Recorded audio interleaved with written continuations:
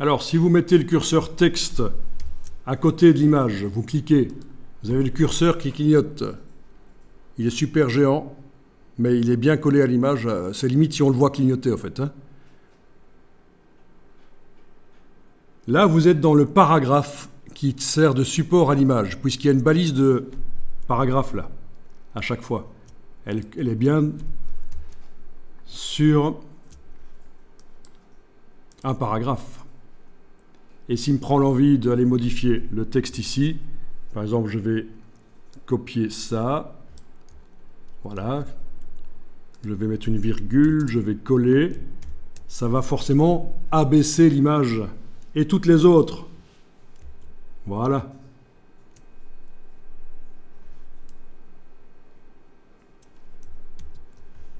Allez-y, testez ça.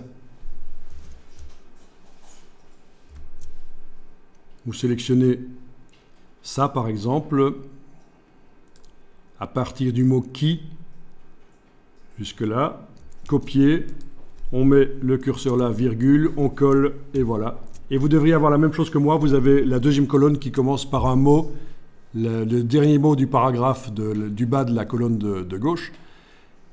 Vous avez ça? Non? Ah, ok. Donc, ça, c'est le genre de choses qu'on va régler de manière automatique, parce que quand on travaille sur tout un texte de dizaines ou de centaines de pages, on n'a pas envie de devoir régler ce genre d'horreur manuellement.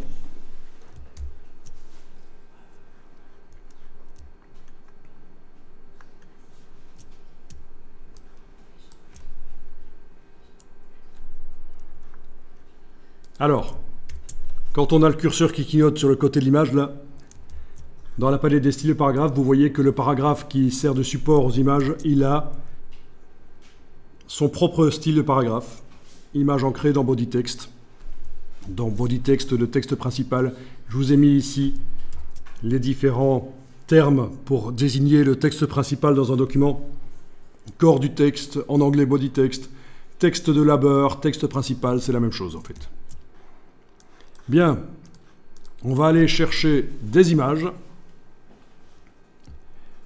et on va les insérer entre certains paragraphes.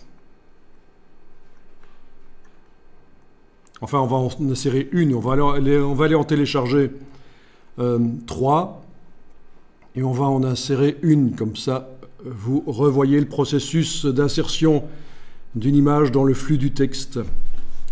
Alors on va sur bing.com.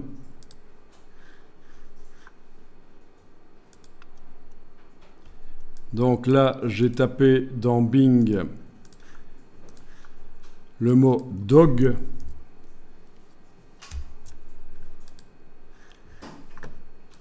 J'espère que vous n'êtes pas allergique aux chiens. L'autre jour, j'ai fait un exercice où il fallait modifier une image d'un serpent. Et j'ai eu quelqu'un qui supportait pas les serpents. Phobie des serpents. Et donc, à ma grande surprise, la personne a travaillé sur un crocodile. Ce qui est beaucoup plus sympa qu'un serpent. Hein. Un serpent, ça vous mord et vous crevez. Un crocodile, ça vous enlève une jambe. C'est quand même moins grave. Je rigole. Non, ça m'a étonné quand même. Alors, dog. Ici, j'ai demandé, j'ai enclenché les filtres et j'ai demandé... Donc déjà, je suis dans la partie image, évidemment. Filtre, et j'ai demandé ici, dans licence du domaine public, j'ai demandé les images du domaine public. Donc... Alors, je n'ai pas précisé quelle qualité minimale je voulais au niveau des pixels. Mais bon, si vous téléchargez des images, c'est très bien. Peu importe qu'elles aient beaucoup de pixels ou pas, ça nous servira justement pour la suite, ce sera intéressant. Donc, je vous laisse télécharger 3 images de chiens, éventuellement. Alors, voilà. Donc, une fois que ce panneau arrive, s'il veut bien arriver, pourquoi il n'y arrive pas? Ah, Ah ben voilà, il m'a planté. C'est malin ça. Eh ben, je vais recommencer ça. Ça c'est bizarre. C'est bizarre. Ok. Allez, on va recommencer tout ça de manière sérieuse. Voilà.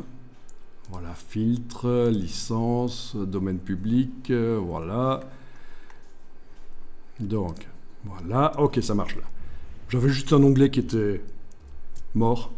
Donc, vous avez le bouton afficher l'image qui parfois se trouve dans le menu ici, 3 petits points. Mais là, il est visible. Afficher l'image et on voit en principe, parfois ça nous amène vers un site web, mais parfois ça nous amène vers l'image. Et clic droit, enregistrer l'image sous. Et vous allez enregistrer dans le dossier d'assemblage. Vous enregistrez le JPEG. Il n'y a même pas besoin de l'enregistrer dans le dossier Links qui contient les liens. Parce que de toute façon, à la fin, on refera un dossier d'assemblage qui va mettre en ordre bien tout pour le récupérer ailleurs, sur un autre ordinateur. Donc voilà, première image. Je reviens d'un onglet en arrière. Je ferme le panneau avec la petite croix en haut à droite. Et je vais aller télécharger d'autres images. Peu importe en fait. Mais c'est pas mal d'avoir quand même des sujets plutôt que d'avoir des textures ou des images de paysages avec des arbres partout. Un sujet pour repositionner par la suite dans notre document l'animal dans sa fenêtre, ce sera quand même mieux que voilà, qu'autre chose.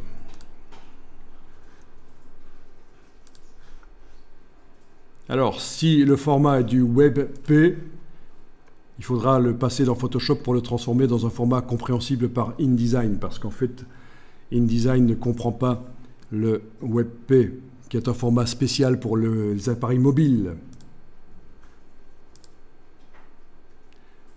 Là, je suis Bodor qui va m'amener... Ah non, même pas. Ok, c'est dingue. Bien, j'ai 3 nouvelles images dans le dossier.